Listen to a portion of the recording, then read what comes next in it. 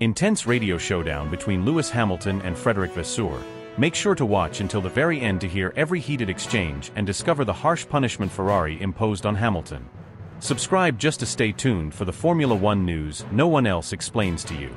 Just when it felt like the world of Formula One had already delivered its most unpredictable narratives, its most high-voltage rivalries, and its most unfiltered emotional outbursts, the relationship between Lewis Hamilton and Scuderia Ferrari has suddenly erupted into a storyline so volatile, so layered, and so deeply unnerving, that it's left the entire paddock buzzing in disbelief and confusion. What began as a seemingly minor miscommunication between driver and engineer during the Monaco Grand Prix qualifying session has since spiraled into a full-blown internal catastrophe, one that has cracked open a fragile dynamic, exposed unsettling inefficiencies, and cast serious doubts over Ferrari's preparedness to handle the immense pressure that comes with a legend like Hamilton inside their garage. Fans were expecting greatness. Instead, they're witnessing dysfunction. It all began on the winding streets of Monte Carlo, the tightest and most unforgiving circuit in the championship, a place where fractions of a second determine fate, and track position is not just important, but absolutely critical. During a pivotal qualifying phase, as drivers danced on the edge of grip between the barriers, Hamilton was lining up what looked to be his most competitive lap of the weekend. His rhythm through the first two sectors was sharp, aggressive yet precise, and telemetry showed he was on pace to secure a spot on the second row P4, perhaps even better. But that promise was shattered in the space of just a few seconds. As Hamilton approached the high-speed tunnel, a message came through his radio, delivered by his race engineer Riccardo Adami. The tone was measured, the content clear, or so it seemed. Hamilton was informed that Max Verstappen, one of the few drivers on a hot lap at that point in the session, was in a cool-down phase. That instruction shaped Hamilton's decision. He stayed on the racing line. He didn't yield. And as Verstappen came barreling through the tunnel at full speed, he was forced to lift, losing valuable time and ultimately aborting the lap. The mistake wasn't Verstappen's. It wasn't Hamilton's. It was Ferrari's. The misjudgment came from their own pit wall, their own timing screens, their own chain of communication. Subscribe just to stay tuned for the Formula One news no one else explains to you. The stewards reacted almost instantly. Hamilton, despite being the misled party, was summoned to the FIA office. The verdict: 3-place grid penalty for impeding. Harsh, yes, but consistent with precedent. And in Monaco, that sort of punishment is not just a slap on the wrist. It's a death sentence for any real hopes of a podium. Hamilton, who should have launched his Sunday assault from 4th on the grid, found himself demoted to 7th, trapped in the mess of midfield traffic where clean air is a luxury and overtaking is often impossible. But the real damage wasn't just the drop on the timesheet. It was psychological. It was systemic. It was spiritual. Hamilton's frustration, normally masked behind a wall of professionalism and focus, began to show itself, not through outbursts, but through silence, through pauses in communication, through an eerie sense of disconnect that became more apparent as the weekend progressed. The most glaring sign of dysfunction came not during a dramatic team radio shout, but in the haunting emptiness of information when it mattered most. Lap after lap, Hamilton asked questions. Questions a driver in contention should never have to ask twice. What's the gap to the car ahead? Am I on pace for an undercut? Where is my delta relative to Charles? The answers came late. Disjointed. Sometimes not at all.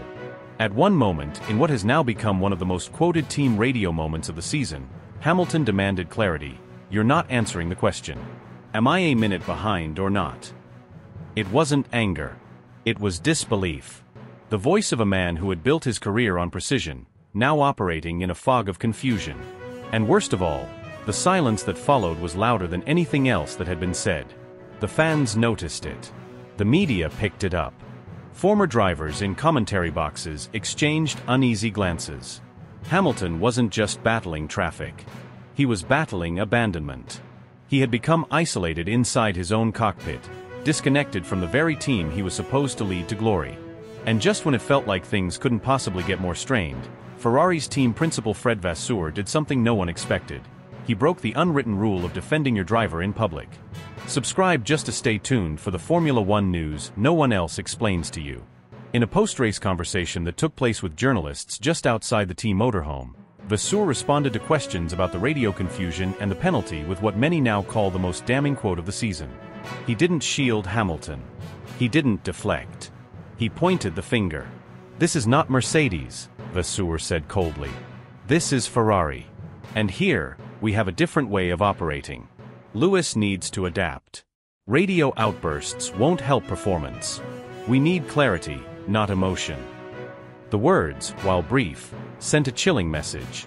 In front of the cameras, in full view of global media, the most powerful figure in Ferrari had not only acknowledged the internal failure, but had subtly blamed Hamilton for reacting to it. The response was instantaneous. Former champions like Jenson Button called it a betrayal of the highest order. Paddock sources said Hamilton left the track without attending the usual engineering debrief, a rare breach of protocol that hinted at a deeper rupture. Online communities exploded. Fans turned Vasseur's words into memes, accusations, and digital protests. #BackYourDriver trended for hours. Ferrari's social posts were flooded with angry comments. Some even began theorizing that Ferrari's internal dynamics were being manipulated to favor Charles Leclerc, whose side of the garage remained oddly unaffected throughout the entire affair. But perhaps most telling was the look on Hamilton's face when asked about Vasseur's statement later that evening. He didn't deny anything.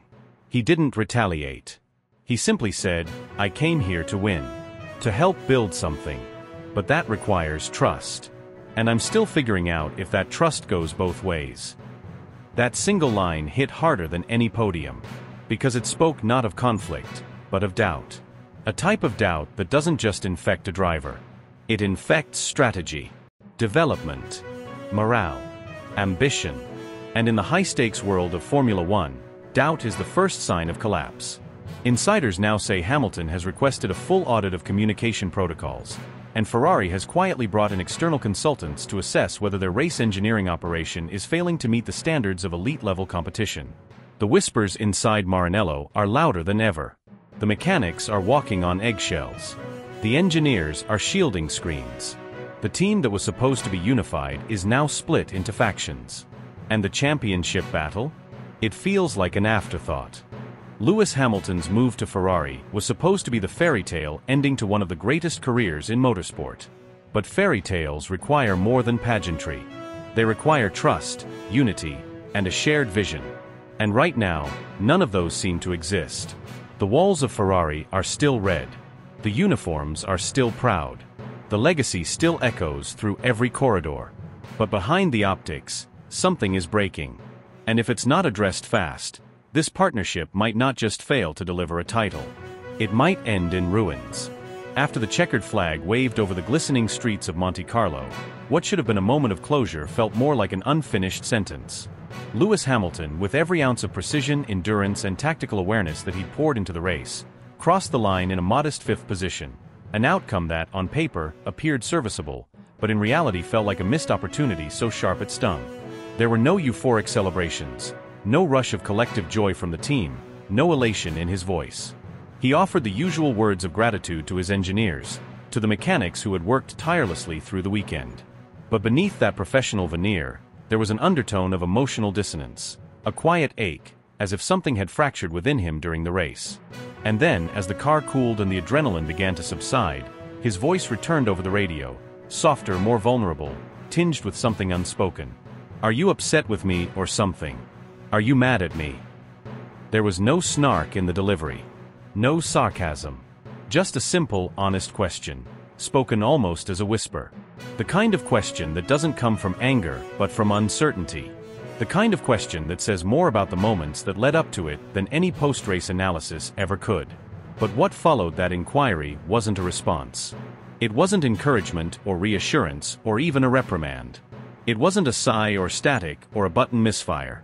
It was absolute stillness. A vacuum. A gap where trust was supposed to live. In that silence, the entire weekend seemed to collapse inward. No one filled the airwaves. No one spoke to the man who had just carried their car to the finish. In the most communication-heavy sport on Earth, in a race where information flow is as vital as tire temperature, a communication line, not the hardware, but the human one, had gone cold. And it didn't just feel unusual. It felt like abandonment. It wasn't until much later, after the broadcasters had moved on to podium celebrations and media personnel had filtered through the paddock in search of soundbites, that the truth surfaced. It didn't come through a technical bulletin. It didn't arrive via leaked message or engineer admission. It came from the very top. Ferrari's team principal, Frédéric Vasseur, speaking cautiously during a post-race media session, finally shed light on what had happened. The explanation was simple on the surface, and yet profoundly disturbing beneath. There wasn't a fault in the comms, he said, carefully choosing each word. The radio silence was intentional. It was policy. The phrase struck like lightning through the entire F1 world. Not a glitch. Not a malfunction. Not a system crash. A decision. A rule. A structured internal directive still adhered to within Ferrari that instructed engineers not to speak to their drivers except during straights. A policy designed, supposedly, to prevent distracting the driver during high-stress maneuvers. A protocol rooted in logic, but rigid, unforgiving, blind to nuance. And the irony? This wasn't Spa. This wasn't Baku. This was Monaco, the most labyrinthine, complex, twist-laden circuit on the calendar. A place infamous for its lack of true straights. A venue where nearly every meter requires micro-adjustments, instant reflexes, perfect communication. Yet in this very race, Ferrari chose to enforce a policy that made real-time dialogue nearly impossible. In a race that demanded live updates, tight coordination, instantaneous adaptability, the team had opted instead for a mechanical cold approach that froze Hamilton out at a critical moment. What had seemed like a tactical misstep morphed into something far more damaging, a fundamental flaw in philosophy. It wasn't simply that a call had been missed, or a pit window mistimed. It was that a human being inside a cockpit, asking for connection, was met with silence because a rulebook said that speaking might be inconvenient. It was a systemic error, one not of code or mechanics, but of priorities. A rule that dehumanized a deeply human sport. Inside the Ferrari garage, once the truth was known, the mood shifted. Engineers tried to justify the decision. Strategists murmured about focus, precedent, standard operating procedures. But even they knew that something had gone wrong, not just technically, but morally. They had followed the rule, yes. But in doing so, they had ignored the moment. Ignored their driver. Ignored the instincts that any seasoned team should possess when racing in a gladiatorial arena like Monaco. And for Hamilton, a driver whose entire legacy has been built not just on skill but on his uncanny connection with his team, the breach wasn't just strategic. It was personal. It was emotional. When he asked that question, "Are you upset with me?" he wasn't merely fishing for comfort. He was expressing confusion, isolation, a sense of having done everything right, only to be left alone when it mattered most. He hadn't asked for praise. He hadn't even asked for understanding. He'd asked to be seen, to be heard, to be recognized by the team for whom he was risking every inch of track. And when no voice came back through the radio, the silence itself became the loudest message of all. The situation rattled the paddock. Other teams began whispering about whether Ferrari was too procedural, too fixated on systems and traditions. Commentators began pointing to past instances, moments where Ferrari had failed not because of speed or hardware, but because of rigidity. There were murmurs of a culture too risk-averse to compete at the sharpest edge of modern Formula One. And among the fans, the reaction was visceral. Social media lit up with anger, disbelief, heartbreak. Hashtags calling out the silence went viral. Clips of Hamilton's radio message were viewed millions of times, with fans reacting not as spectators but as humans. People who recognized in that small question something deeply relatable, the pain of reaching out and hearing nothing in return. The race results were eventually filed away, points tallied, standings updated. But the memory of that moment, of that question, wouldn't go away. It hung over the team like smoke from an invisible fire. Because everyone knew that next time Lewis asked something over the radio, there would be more weight behind it. More doubt. More hesitation. And once trust starts to fracture, it doesn't take another policy to shatter it completely. Just another moment when the silence returns.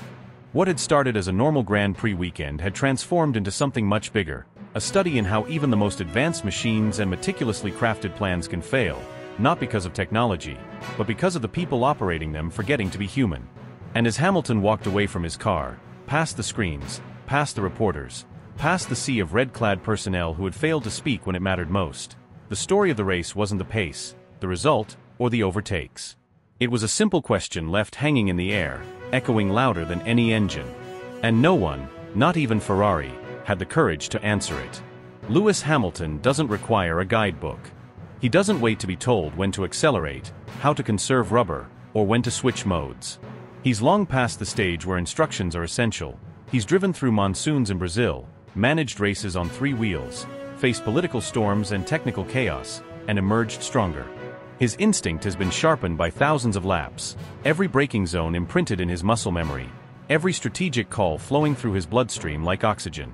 But in 2025, despite all his accolades and experience, he's still finding his footing inside the most mythologized team in motorsport history, Ferrari.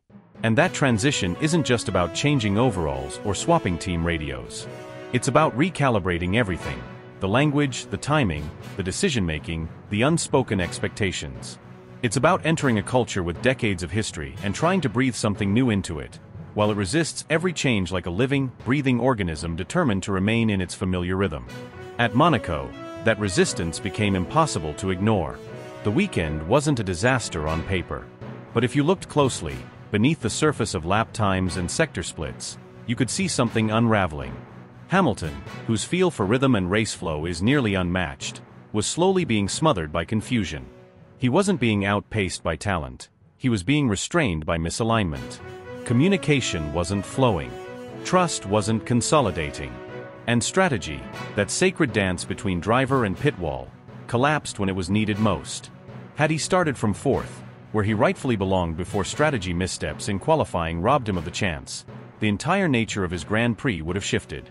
P4 at Monaco is not just a position, it's a throne of control. From there, Hamilton could have shaped the tempo, dictated the tire windows, baited undercuts, responded decisively. Instead, he found himself buried in the midfield chaos, boxed in behind slower traffic, forced into compromise after compromise, unable to utilize his racecraft because he was constantly responding, never initiating. Every lap behind the wheel became an exercise in patience, not performance. Every delay compounded. Every lost second was a scar. The radio transmissions were revealing. During the crucial second stint, his engineer radioed a cryptic message: "This is our race." 5 simple words that should have clarified the plan, but instead introduced a fog of ambiguity. What did it mean? Was he meant to attack or conserve? Was he protecting from Alonso behind or targeting Norris ahead? Was he executing a specific delta or improvising based on feel? The lack of clarity was stunning. It didn't just show a gap in communication, it exposed a fracture in philosophy. Ferrari wasn't speaking Hamilton's language. And in the heat of battle, miscommunication is more dangerous than miscalculation. The moment a driver hesitates to trust the voice in his ear, he's alone. And alone is the last thing any driver can afford to be at Monaco. After the checkered flag, the real consequences of that confusion began to unfold. In the debrief, Fred Vasseur offered a polished rationale, speaking calmly about strategic choices and track position. But buried within his explanations was something far more troubling: an unspoken admission that Ferrari's operational style remains rigid, unbending, and slow to adapt. It's a structure that thrives on protocol and hierarchy, not flexibility or instinct. It's a system where engineers follow predefined flowcharts instead of reacting to evolving chaos. In a race where timing and improvisation can change everything in a single lap, that rigidity doesn't just hurt performance, it destroys potential. Ferrari's legendary legacy is both its strength and its weakness. The team is built on history, pride, repetition. And that tradition becomes suffocating when matched with a driver like Hamilton, who operates on momentum, intuition, and fluid feedback. His driving is jazz, not a metronome. He feeds on energy, on rhythm, on freedom. The contrast is jarring. Hamilton enters a corner expecting conversation. Ferrari answers with silence or worse, misdirection. He looks for partnership. They deliver structure. He asks for instinct. They provide a checklist. And when that happens, races are lost, not to opponents, but to inertia. The frustration wasn't about losing a podium. It was about losing belief. It was about realizing that the bridge between driver and team, the most sacred connection in racing, had cracks that couldn't be patched with apologies. Hamilton felt it in the pit lane, in the garage, in the silence after the debrief. He saw it in the eyes of engineers who couldn't explain what went wrong because they were still following a plan written hours before the race even began. He heard it in the coded language that failed to give him answers when instinct demanded them. And while Hamilton was feeling disconnected, Charles Leclerc was ascending. The contrast couldn't have been more stark. Leclerc, familiar with the team's DNA, flowed through the weekend with grace and confidence. His radio messages were crisp. His strategy, aggressive but calculated. He secured another podium, another moment to reinforce his role as Ferrari's anchor. And whether the team admitted it or not, the spotlight was shifting, from the newcomer with the titles to the native son with the momentum. It's not about favoritism. It's about rhythm. And Leclerc has it. He has the rapport, the internal trust, the subtle understanding that allows him to mold Ferrari's methods into something resembling flexibility. Hamilton doesn't, not yet. And perhaps the bigger question is whether he ever will. Because Ferrari, for all its romantic appeal, is not known for transformation. It's known for tradition. And when those traditions begin to conflict with the present, something, or someone, has to bend. If Ferrari starts designing strategies around Leclerc's comfort and confidence, while leaving Hamilton to adapt on his own, they're not just dividing their garage. They're fracturing their future. Hamilton was brought in to do more than win races. He was brought in to inspire change, to bring championship discipline, to elevate Ferrari to something modern and unrelenting. If he's left to feel like a passenger in someone else's story, the consequences won't just be felt in lap times. They'll echo through development, morale, and ultimately, results. What's unfolding isn't just a competitive imbalance. It's a philosophical collision. One man trying to pull a legacy team into the modern age, and a legacy team resisting, clinging to familiar habits even when they sabotage progress. Hamilton has reinvented himself time and time again. He adapted to hybrid engines, to tire changes, to rulebook rewrites, to team overhauls. But he's never had to adapt to a team unwilling to evolve with him. The risk now is existential. If Ferrari doesn't begin to move, not just strategically, but ideologically, they risk losing more than Hamilton's trust.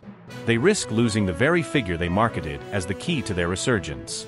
Because Hamilton didn't move to Maranello to be managed. He moved to lead. And leaders don't stay long in places that refuse to follow.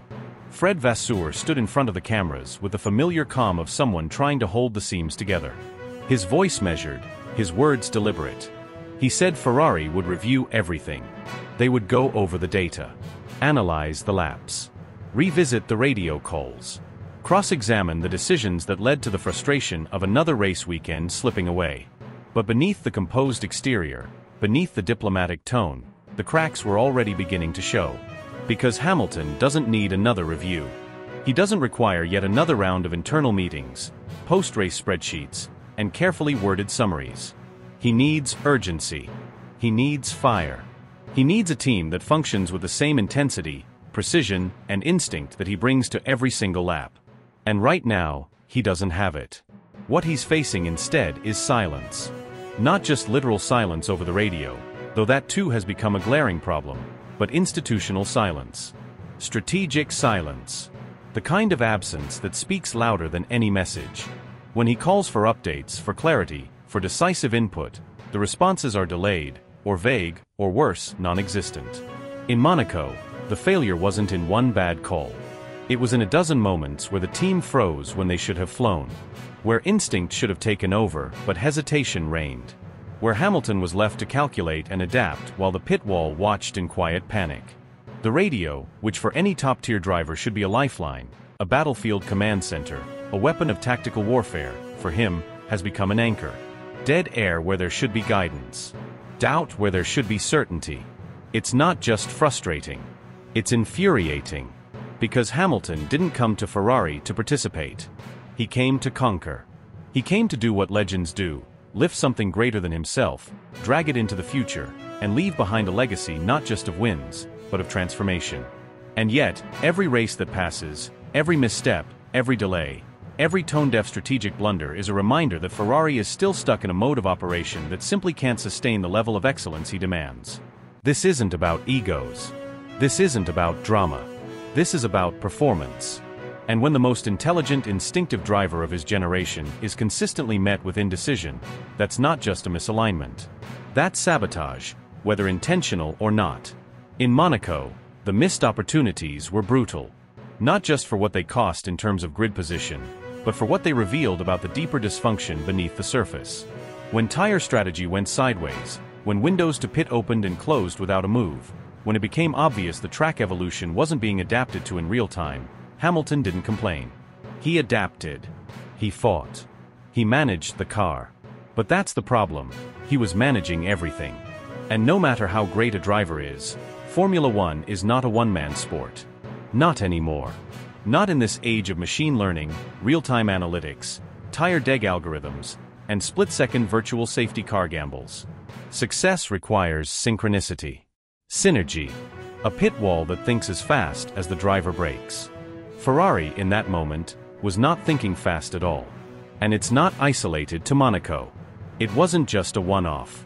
The signs have been there from the start of the season, a string of races where Ferrari seems to be racing from memory instead of the moment. Hamilton's presence was supposed to ignite a cultural shift, a new intensity, a new expectation of execution. But so far, it feels like the car might be red, but the thinking behind it is stuck in amber. Conservative. Careful. Calculated in the worst way. Every decision feels like it's been run through a dozen filters of doubt. And while other teams are experimenting boldly, making brave calls, gambling for track position, Ferrari is playing defense. Even when they're nowhere near the lead. You don't bring a driver like Hamilton into your team to play it safe. You don't hire one of the most decorated drivers in the history of the sport to run simulations during live races. You hire him to be a weapon. You hire him to challenge every department, to push the team beyond what they thought they were capable of.